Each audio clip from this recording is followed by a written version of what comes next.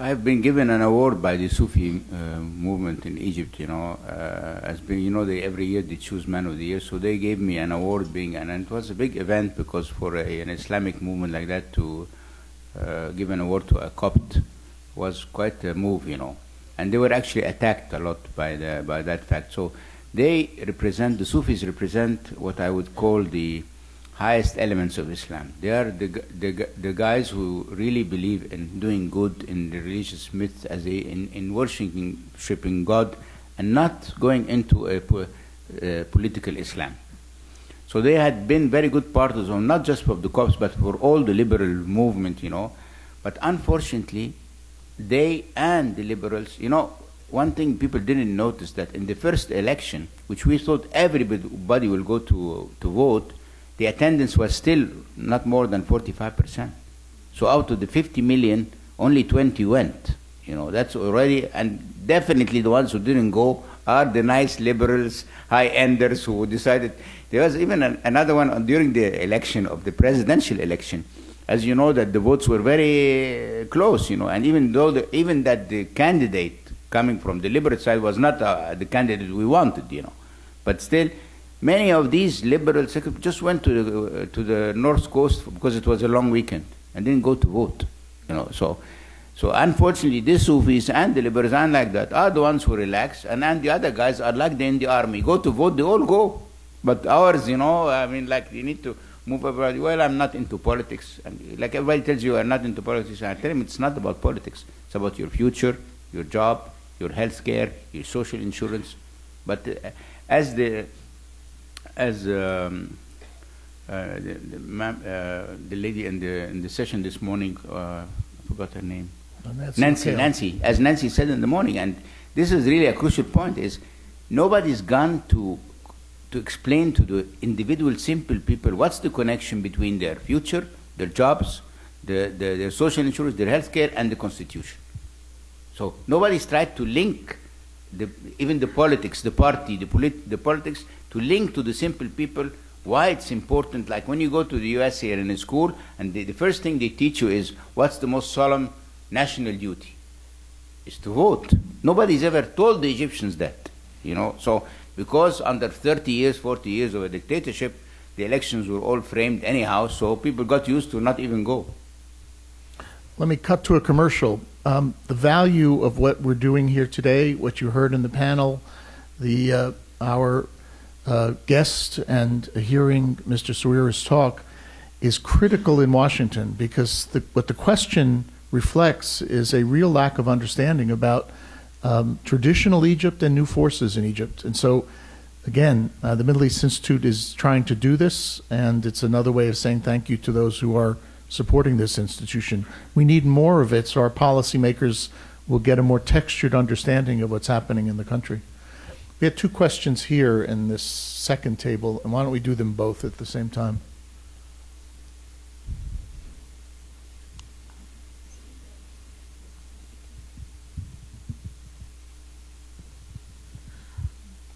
I just would like to ask whether your party is having any arrangement for getting to agree or to work with the party, the new party, the Dastur party of al-Baradei? Dr. Baradei is really one of the most eloquent, and he will always keep the credit that he was the first one to defy the Mubarak regime when Mubarak was in power. Like most of us, we would have been quite scared to go up front and talk like that. So definitely is the most respectable figure, but I think he made a mistake, because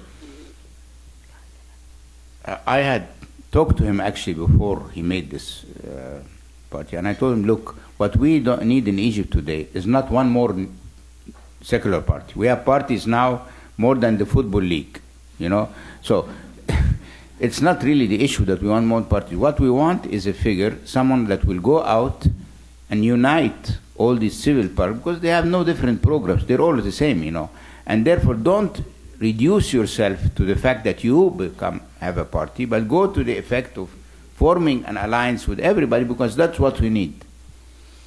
Unfortunately, he did not listen to me. And now he has a party like every other party, you know, the Dastur or this and that. I don't know. I mean, the last time I was in Egypt, I had made a big meeting with all the fractions. I think Amr, I don't think he's here. He's here, Amr is here. Yeah, Amr, you attended that meeting, you know.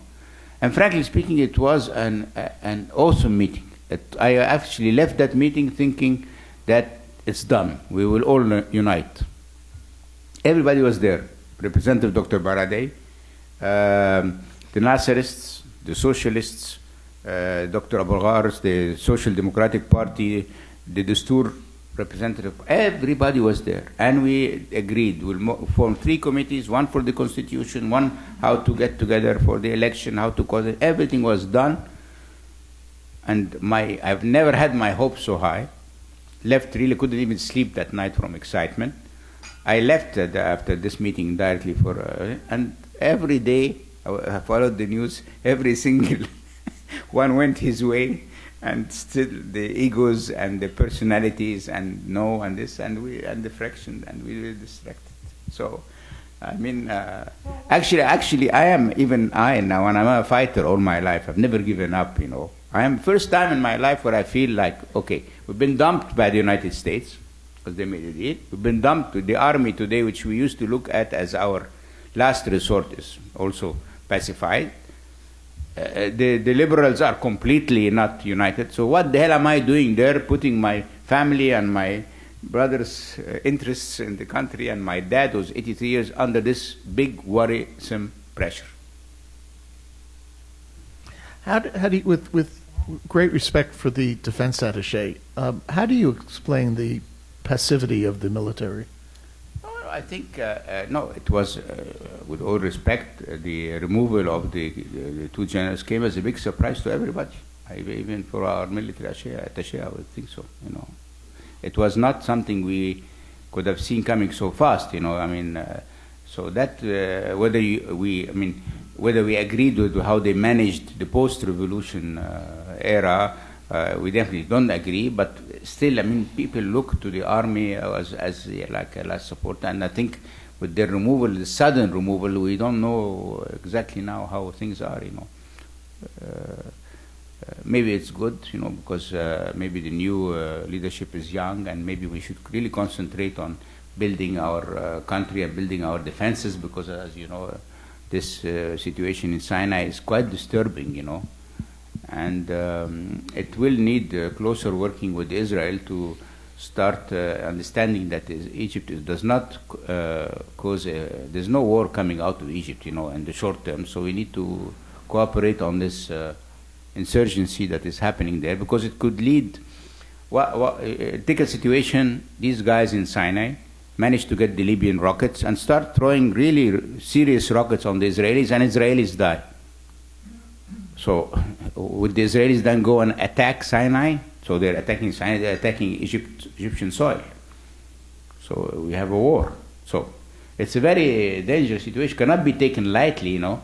And Israelis have demonstrated always that you kill one guy, I'm going to kill 10 guys from your guy. So it's not like, and we don't want people shooting out of our soil rockets at anybody, you know, because our land is sacrament and our borders are a sacrament, you know.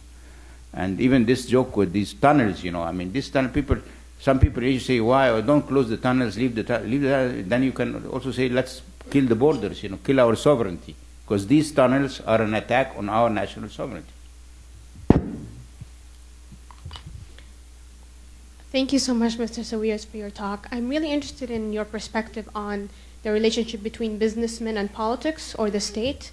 As you know, under Mubarak, there were several businessmen who were extremely successful as businessmen because the state favored them and offered them services in exchange for their political support and sometimes direct service in the NDP. How do you foresee this relationship changing in this coming period?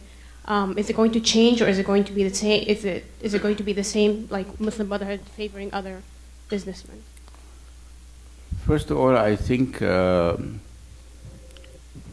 late Prime Minister Hariri in Dubai, just 1 week before he was assassinated, I was in Dubai making a speech, you know, And I was saying, okay, maybe if we leave the Palestinian-Israeli problem to businessmen, they will solve it because they're very practical and they can do deals and concessions and so on, because the politicians failed. So he called me after the speech and told me, look, here's one good advice. Don't go into politics. And my dad, too, when I started, he came with that. So I would say that it's actually very dangerous for a businessman to go into politics. And the only reason I went, because I was totally against that Egypt becomes one-sided. I wanted to see an Egypt which was balanced, and I didn't see anybody having the guts to do something at that time. So I did that, and most businessmen decided not to go into politics wisely and to align themselves with the new rulers.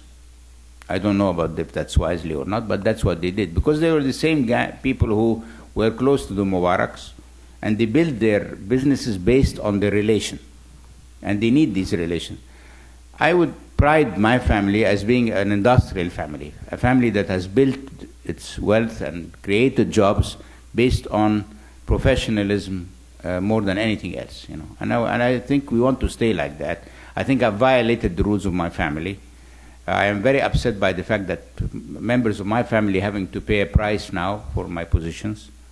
I'm in a dilemma personally because of that, because I should bear the consequences of my doings on my own. And if my brothers and my rest of my family don't think that they should be in a political situation, I should have not, maybe, because we are also identified as one unit, which we are not, practically everybody has his business. But to answer your question, the old guys are building the bridges with the new guys.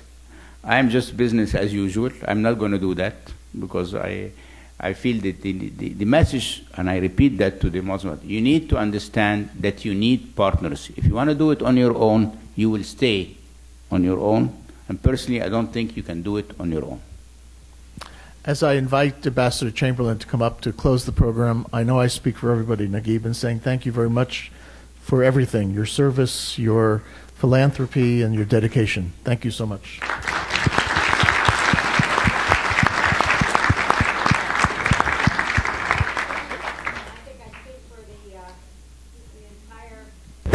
I think I speak for the entire luncheon group here today. This has been a fascinating discussion. I want to thank you both very, very much. I think we've all learned a great deal. And as Dan has said, we've accomplished what is the mission of the Middle East Institute, and that is to educate and inform. I encourage you all to go immediately into the larger room for the next panel on Iran. Thank you.